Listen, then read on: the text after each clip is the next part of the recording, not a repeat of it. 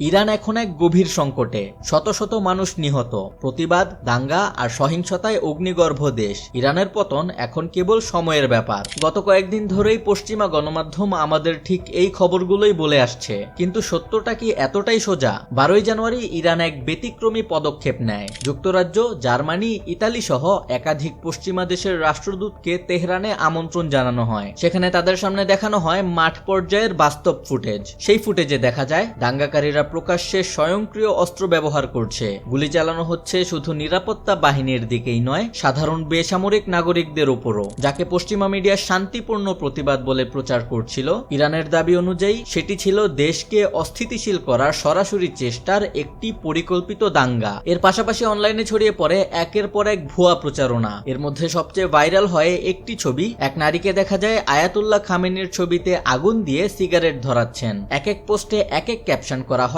তবে যেই কথাটা সবচেয়ে বেশি কমন হয়, এই ছবি ইরান থেকে আসা সবচেয়ে শক্তিশালী বার্তা। কিন্তু বাস্তবতা সম্পূর্ণ ভিন্ন। রয়টার্স ফ্যাক্ট চেকার জানায় এই নারী বর্তমানে ইরানের কেউই নন, একজন কানাডিয়ান র্যাডিক্যাল বা মৌলবাদী ফেমিনিস্ট। ছবিটিও তোলা হয়েছিল ইরানে নয়, বরং কানাডায়। পরিস্থিতি আরো ভয়াবহ রূপ নেয় যখন দাঙ্গাকারীরা আগুন দেয় মসজিদে, পুড়িয়ে ফেলে কোরআন শরীফ, এমনকি এমন ভবনেও আগুন দেওয়া হয় যেখানে তখনও ছোট ছোট শিশুরা অবস্থান করছিল। তবে এর জবাবে ইরানের জনগণ নিজেরাই রাস্তায় নামে। সরকারের সমর্থনে আয়োজিত পাল্টা সমাবেশে লাখো নয়, বরং পুরুষ, নারী, শিশু এবং বৃদ্ধ সহ মিলিয়ন মিলিয়ন মানুষ অংশ নেয়। নারীদের মধ্যে হিজাব সমর্থনকারী এবং হিজাব বিদ্বেষী সকলকেই দেখা যায় পশ্চিমা প্রপাগান্ডার বিরুদ্ধে নিজ দেশের সরকারের সমর্থনে। নারী পুরুষ সকলের হাতেই দেখা যায় রেজা পাহলভি, ডোনাল্ড ট্রাম্প এবং বেঞ্জামিন নেতানিয়াহুর ছবি পোড়াতে। দাঙ্গায় নিহত এক নিরাপত্তা কর্মকর্তার স্ত্রী গণমাধ্যমকে জানান তার স্বামীর মৃত্যু দেশ ও নেতার জন্য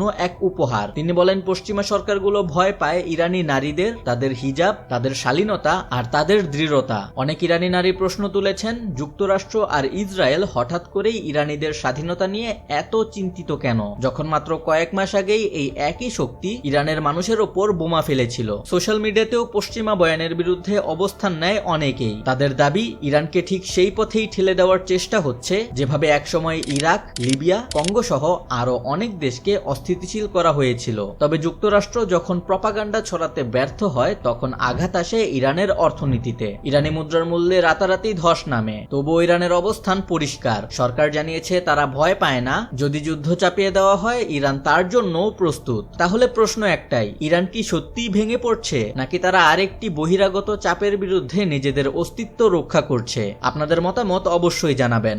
সিটিজেন্স ভয়েস, দেশ ও মানুষের সংবাদ।